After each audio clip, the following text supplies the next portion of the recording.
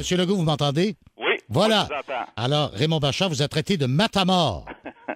Ben écoutez, je pense que vous avez compris la même chose que moi, c'est-à-dire que le Parti libéral va prendre l'huile de foie de morue, comme vient de le dire M. Bachand, et il va donc laisser passer le budget parce qu'il veut pas d'élection, mais il aurait pu ajouter aussi parce que avec tout ce qu'on entend à Commission Charbonneau, les libéraux veulent pas aller en élection.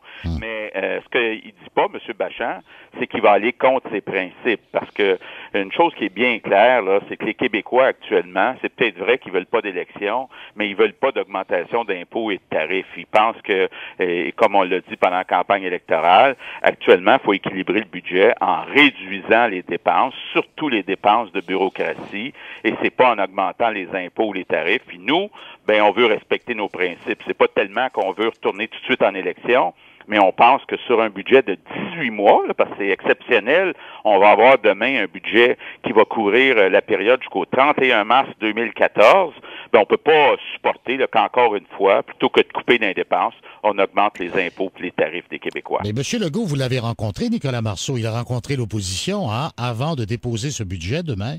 Est-ce que, d'abord, premièrement, la CAQ pose 4 conditions, notamment aucune hausse d'impôts. Là-dessus, vous rejoignez Raymond Bachand et les libéraux. L'abolition de la taxe santé sur 2 ans, ça devrait être fait.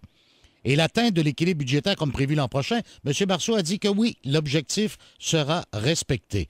Alors finalement, vous n'êtes pas si loin. Il reste la mise en place là, du plan de relance économique du Québec. Là. Ben, écoutez, d'abord, quand on parle de la taxe santé, M. Marceau, qui avait promis d'abolir la taxe santé pour tous les Québécois qui ont des revenus de moins de 130 000 il a changé sa définition de classe moyenne et il va abolir la taxe santé seulement pour une partie des personnes qui gagnent moins de 42 000 par année. Donc, nous, on n'est pas satisfait de ça. On pense que la taxe santé devrait être abolie pour tout le monde. Est-ce que vous allez insister sur le fait que le gouvernement doit revoir sa position sur le gel des frais de scolarité?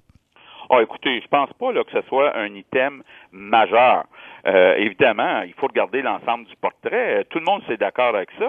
Si c'est possible financièrement de geler les frais de scolarité, tout le monde est d'accord avec ça. Mais là, si, en échange, on est obligé d'augmenter les impôts et les tarifs de l'ensemble des Québécois et de la classe moyenne, c'est là qu'on n'est plus d'accord.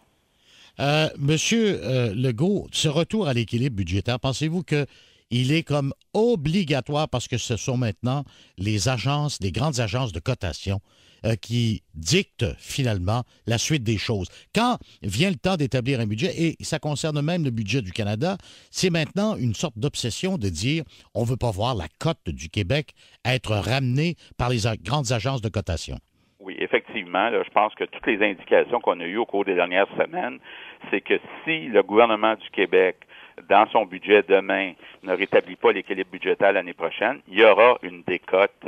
Et on sait très bien que le Québec est la province qui a la dette la plus importante. Donc, il y aura un impact catastrophique sur les taux d'intérêt, donc les dépenses d'intérêt du gouvernement du Québec. Donc, dans ce sens-là, le gouvernement du Québec, M.